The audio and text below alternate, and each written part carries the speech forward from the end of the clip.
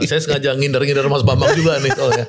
Karena? Iya, karena isu-isu sekarang serem-serem semua. Ada babi dan tikus menyerang Tempo. Aduh.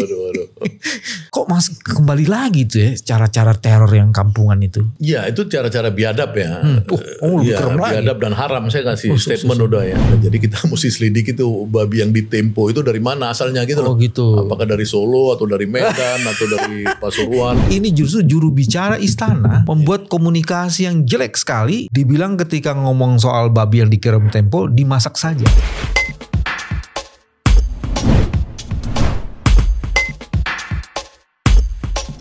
Bismillahirrahmanirrahim. Assalamualaikum warahmatullahi wabarakatuh. Teman-teman, jumpa lagi di channel ini yang ingin terus-menerus menegakkan kewarasan. Sudah lama tak jumpa penjaga kewarasan, Syahganda Nainggolan. Hari ini kita ketemu. Apa kabar, Bos? Baik, alhamdulillah. Mas Bambang sehat. Iya. Alhamdulillah, waras kalau di sini bukan sehat. Oh ya, waras. Saya sengaja ngindar-ngindar Mas Bambang juga nih soalnya. Karena? Iya, karena isu-isu sekarang serem-serem semua. Jadi takutnya kita. Tapi bukannya disitulah karena kritikus kan harus memberikan sesuatu.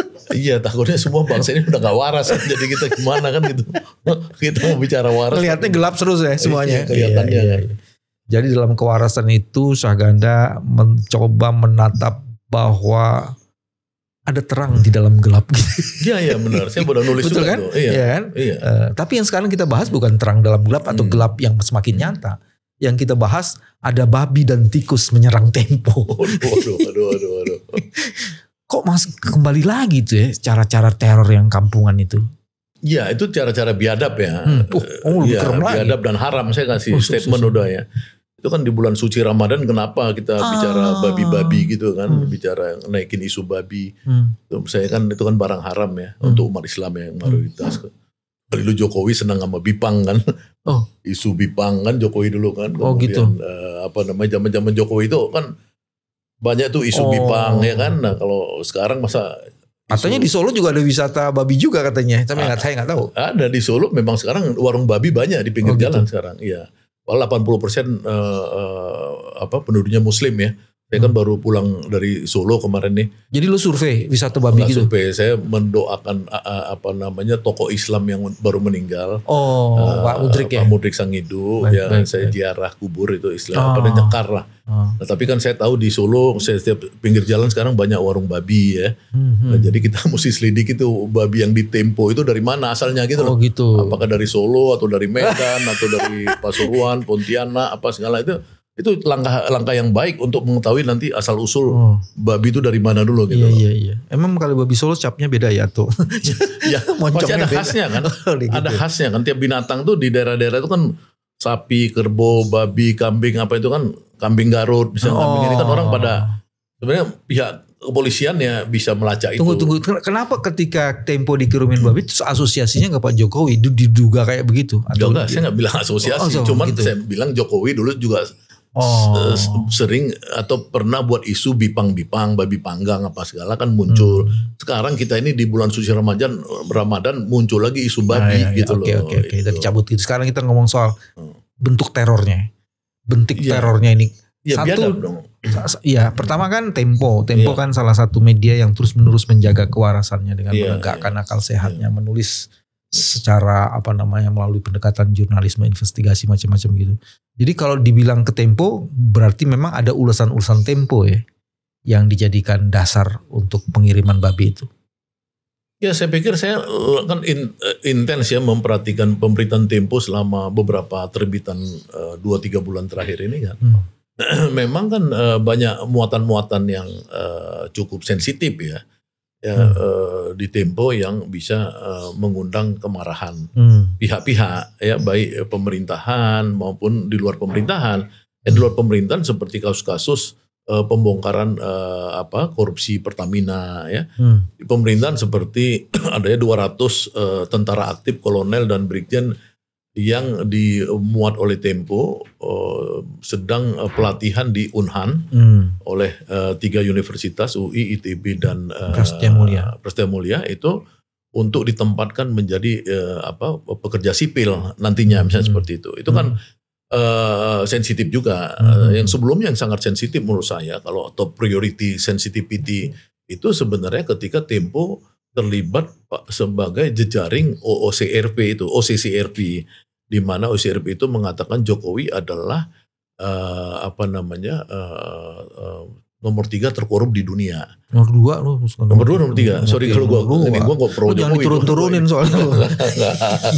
Kira-kira gitu. Jadi artinya dari sensitivitas isu itu nomor 1 menurut saya yang soal dia terlibat membongkar soal Jokowi di dunia internasional. Yang kedua ya soal korupsi-korupsi di Pertamina dan lain-lain. Yang ketiga soal undang-undang TNI dan TNI yang kelihatan akan masuk ke ranah sipil. Jadi seperti itu ya. Jadi banyak pihak-pihak saya pikir yang punya kepentingan. Tapi itu pun ya udah bagus, langkah bagus saya pikir kan pihak Tempo melaporkan kepada Barreskrim secara resmi ya untuk polisi terlibat dalam penyelidikan itu. Ya jadi Tempo kan kalau orang bilang playing victim kan dia nggak mungkin playing victim. Dia mengundang Barreskrim secara resmi untuk menyelidiki itu gitu. Nah, yang kedua kita melihat kebiadaban ini jangan terulang dong. Kita kan tidak boleh dalam berpolitik itu tidak waras gitu loh. Tidak semua orang suka dengan pemberitaan Tempo, model jurnalisme Tempo yang terlalu misalkan di Indonesia ini terlalu moralnya terlalu demokrasi, terlalu barat ya, terlalu bulak-belakan apa segala. Tapi ya itu kan salah satu model ya. Orang kan boleh ada alternatif lain ya untuk membaca yang lain kalau nggak suka baca Tempo. Atau kalau nggak senang dengan Tempo tadi ya disanggah aja ke Dewan Pers atau kita buat pemberitaan lain di media lain. Baik media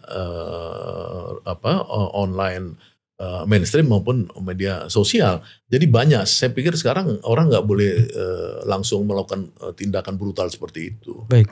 Saya nanti akan menanyakan 3 hal kepada sobat saya Syahganda itu. Yang pertama, bukankah Tempo menjadi penting dalam sistem demokrasi karena dia mencoba melihat ada sisi-sisi yang mungkin tidak bisa dibicarakan secara terbuka. Tapi bagian kedua nanti akan kita bahas, kok bisa salah satu pejabat di istana membuat pernyataan yang menyinggung juga berbagai elemen lain yang tidak pas gitu. Baru yang ketiga, apa yang dilakukan atau yang sekarang terjadi pada Tempo itu didukung oleh masyarakat sipil bahwa ini tidak bisa dibiarkan. 3 isu itu. Soalnya bagian yang pertama. Ya, seberapa penting sebenarnya Tempo terus-menerus menggerakkan kalau ini? Tempo ini kan termasuk salah satu yang dia nggak ada iklannya ya. Terbatas bukan nggak ada. Hampir nggak ada saya lihat iklannya Tempo. Artinya dia coba kerja independen, ya independen dari penjualan, dari sirkulasi ya, dari langganan, pembeli-pembeli ya. Nggak tahu di luar itu. Jadi saya lihat itu dari sisi jurnalisme zaman sekarang yang bersaing begitu ketat, terutama bersaing dengan media sosial, orang-orang yang berani tanpa iklan, dia pasti coba menjaga integritas. Ya, integritas itu belum tentu dia tidak punya political interest, karena Tempo ini kan didirikan oleh kelompok-kelompok sosialis, Gunawan Muhammad, Fikri Jupri dan lain-lain. Artinya ada, tapi itu kan ya oke lah, itu nggak ada masalah soal siapa pendirinya. Maksudnya dia punya global view yang mungkin nggak sama seperti saya misalkan seorang yang lebih dekat ke Masumi, Muhammadiyah atau saya nggak cocok. Tapi selama dia memberitakan itu dengan cara-cara yang baik, menurut saya itu juga ideologi editorialnya yang dilihat kan? Iya, editorialnya. Artinya kan mereka tuh melakukan investigasi, tidak bodong gitu loh. Jadi misalkan dia bilang menurut misalnya dibocor halus waktu mereka mancing untuk pembeli kan, dibocor halus biasanya kan ungkapin sedikit tuh pembeli. Itu bagian dari sayap marketingnya juga. Sayap marketingnya. Nah itu kan bagus tuh. Dia nunjukkan dia tuh ketemu si ini, ketemu si itu, ketemu narasumber-narasumber yang ada di lingkungan elit gitu loh, baik di lingkungan DPR, istana dan lain-lain gitu. Atau kalau mau lihat misalkan orang kayak si Marga Dangoran itu ya. Dangoran itu kan sebenarnya dari mulai bapaknya dia wartawan juga gitu loh. Bahkan pernah jadi pemret di FNN kan yang 10 tahun oposisi kemarin. Si Dangoran itu punya anak si Akbar atau siapa sih salah satu, ada 3 yang biasa cewek 1, terus ada yang Dangoran yang orang Batak, 1 lagi yang Stepanus apa gitu. Itu saya pikir orang-orang yang ini ya dedicated ya untuk mencari berita. Jadi saya pikir dalam konteks demokrasi mereka sebagai pembawa berita itu penting loh. Gitu. Oke, jadi diperlukan media yang memang bisa berterus terang, tapi bisa dipertanggungjawabkan semua tulisan-tulisannya dan bisa dikonfirmasi. Untuk ngelawan ini bukan kirim babi, bikinlah tulisan-tulisan lain yang mengcounter ini atau laporkan kalau memang ada masalah. Dan tadi Saganda sudah mengemukakan Tempo tidak bermain flying victim karena kemudian dia melaporkan ke Barreskrim. Dari sisi penegakan hukum, seberapa penting ini harus betul-betul diseriusin?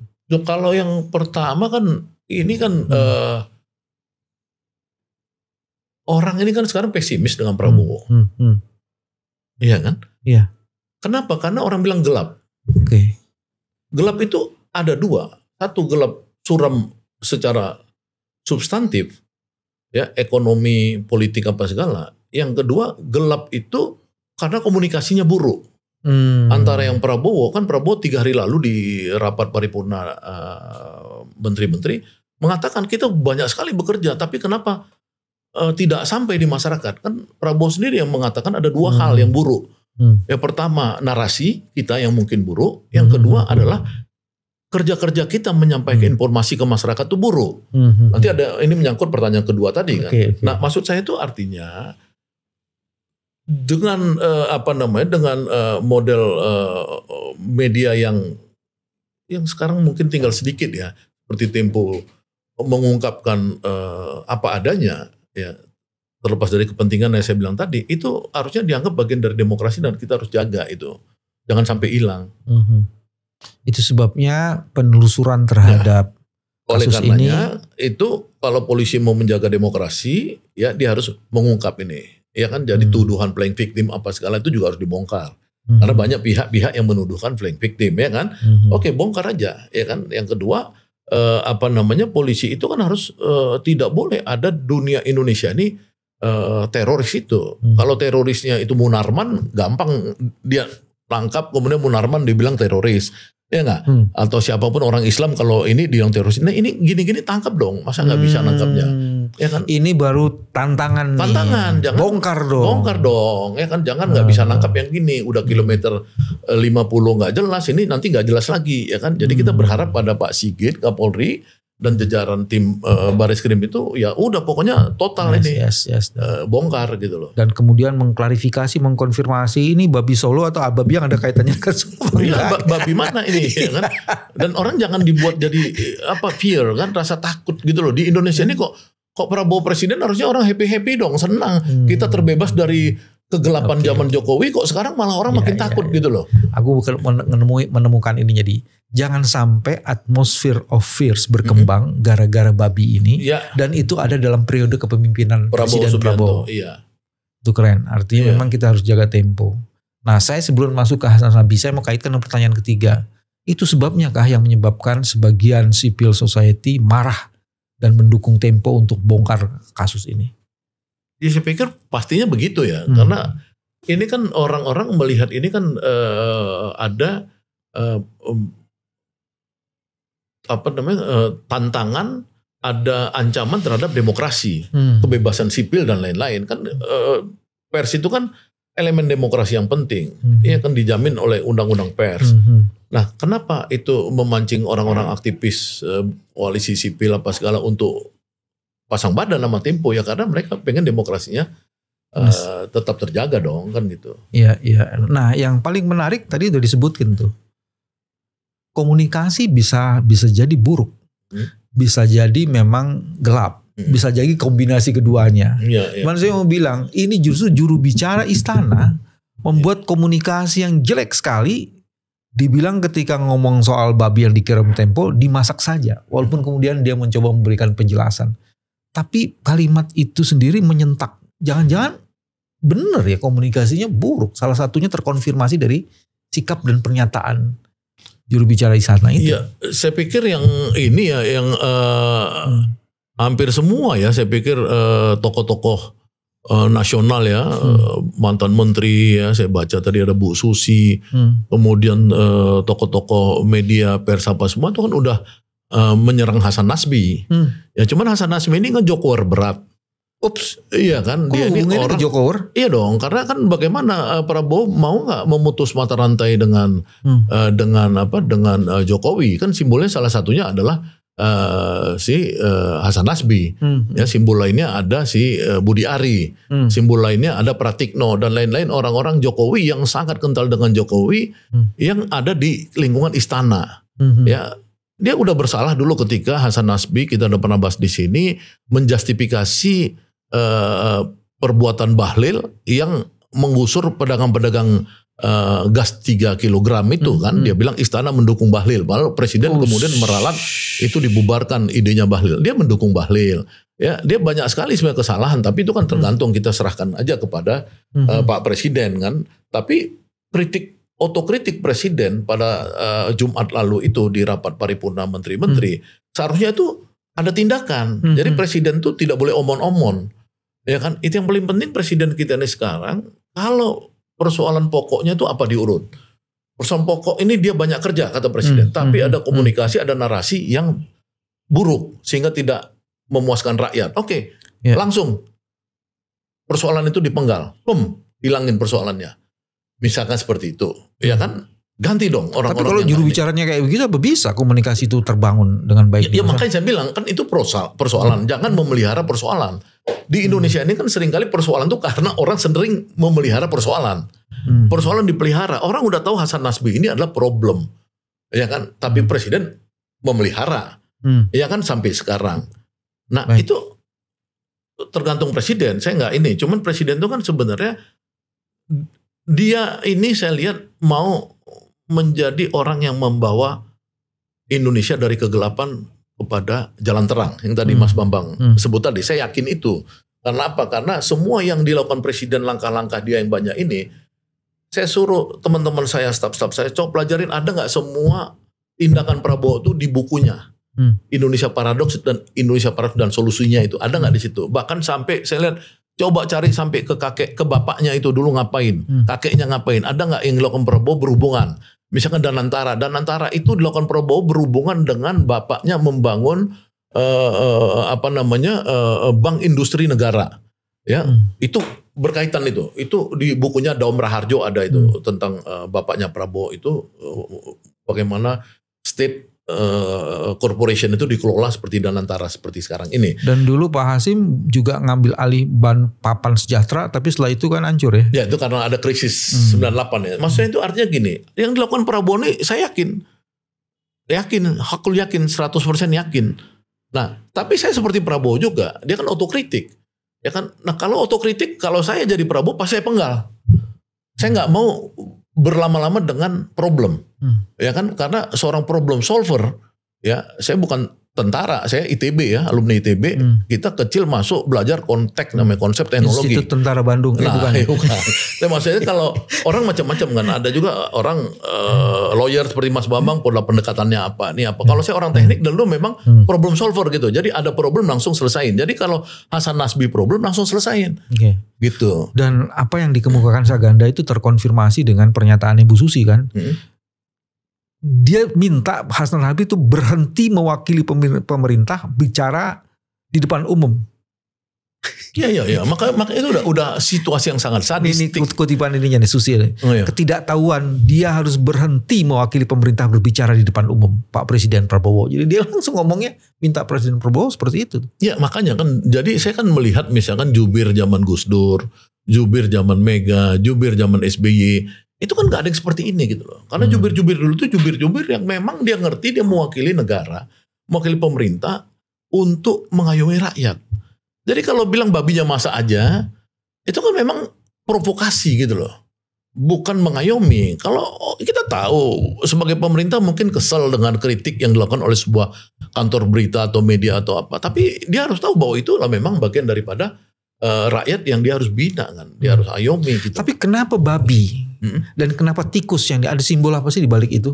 Nah kalau kita post factum kan, kalau post factum itu maksudnya gini, post factum tuh ketika dia ada babi ke Tempo dikirim, seandainya itu tidak direspon istana seperti itu, misalkan masa aja, kan respon masa aja babi itu kan seperti dia memang setuju Iya kan? Atas pengiriman babi Atas itu. pengiriman babi itu. Lu masa aja kan gitu. Setuju teror berarti. Setuju teror. Walaupun dia mau alibi berikutnya di hari berikutnya, tapi orang udah menangkap bahwa dia setuju teror itu, ya kan? Dan nggak usah takut dengan teror itu, masak aja. Jadi ini yang sebenarnya kaitan antara Istana dan Tempo itu gara-gara pernyataan juru bicara Istana Hasan Nasbi ini. Kalau nggak ada juru bicara Hasan Nasbi ngomong seperti itu, misalkan kan kemarin kalau nggak salah saya, seandainya yang di-quote oleh pers semuanya dan satu-satunya itu pernyataan dari Menko Info, Komdigi ya sekarang, Menkomdigi kan dia bilang sangat menyesalkan, ya kan si bagus tuh Hafiz, bagus dong si ibu ini kan, Mutia, ibu Mutia ini. Nah tapi kan kemudian yang muncul itu kan ke publik kan pernyataan Hasan Nasbi, seolah-olah inilah yang mewakili istana yang disebut Ibu Susi tadi. Kalau bisa dia nggak usah lagi kata Ibu Susi tadi gitu loh. Baik. Tuh ada tikusnya bos, tikusnya nggak diiniin tuh, nggak ada yang dikirim kan bukan hanya babi, tikus juga. Ya kita kan post factum ya. Pertama kita melihat orang tuh nggak takut dengan pengiriman itu, pengirimnya ini dia nggak takut. Artinya dia kan powerful dong. Nggak, maksud gue simbol kenapa tikus dan kenapa babi. Iya makanya dia ini pertama ini kan mungkin dia mau lihat Tempo ini, dia gue jijik sama lo, iya kan kira-kira gitu. Gue jijik sama lo, tapi gue nggak takut ngerjain lo. Ya kan? Itu kan pernah juga dilakukan oleh kelompok Tommy Winata dulu waktu kasus apa? Kasus Tempo Tanabang dulu kan, yang mereka nyerang kantor Tempo segala macam. Bukan kiriman gitu. Mereka lebih gentleman dong, datang nyerang kan gitu kan. Itu pun tapi kan ada masalah karena Teddy Uban waktu itu kan bilang gua nggak takut polisi, gua ini lu pokoknya harus minta maaf sama gua gini-gini kan gitu. Artinya mereka merasa di atas kekuasaan resmi negara. Nah ini juga orang yang ngirim pesan ini setelah dia ngirim babi, ngirim lagi tikus, dia nunjukkan bahwa dia nggak takut sama negara ini. Dia udah merasa lebih tinggi. Jadi kalau dia tidak takut tuh siapa kira-kira ya? Iya. Jadi Saganda justru melihat dengan dikirim babi, terus juga dikirim tikus mati itu sebenarnya yang diserang bukan Tempo, yang diserang adalah demokrasi dan sistem kekuasaan mampu nggak menegakkan demokrasi. Ya, pada akhirnya ditarik ke situ, Oke. Terus sekarang kepada teman-teman kepolisian nih, tadi kan udah di-challenge tuh, kalau dia bisa melakukan ini artinya dia akan mencoba membantu menjorong penegakan demokrasi secara baik ya. Karena memang law enforcement kan penting tuh di negara yang demokratis. Ini kan situasi kita ini kan Indonesia gelap, itu kan sudah menjadi persepsi yang diaminin oleh hampir semua kaum muda ya, saya nggak bicara masyarakat desa, kaum muda. Tiba-tiba bulan Februari, ya, Fakultas Ekonomi UI Universitas Indonesia itu nanti kita bahas dulu ini, maksudnya dia memberikan persepsi yang sama. Iya. Tapi kita bahas sendiri ya. Tapi nggak apa-apa untuk intronya. Intro. Nah. Kalau ini rakyat sudah menunjukkan hopeless terhadap pemerintah ini, ya, padahal pemerintah ini sedang berupaya menunjukkan dia itu kerja keras dengan banyaknya agenda-agenda. Nah, kasus Tempo ini penting sebagai titik tolak. Kalau dia polisi ini tidak berhasil memberikan bahwa dia ini adalah alat negara yang sangat canggih ya untuk menegakkan keamanan di Republik ini. Kan dia kan keamanan.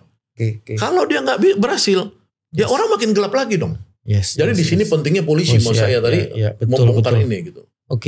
Teman-teman di kepolisian menjadi sangat strategis untuk membongkar kasus babi dan tikus yang meneror Tempo ini. Karena dengan demikian dia akan menjadi bagian penting yang mengkonfirmasi bahwa masih ada harapan.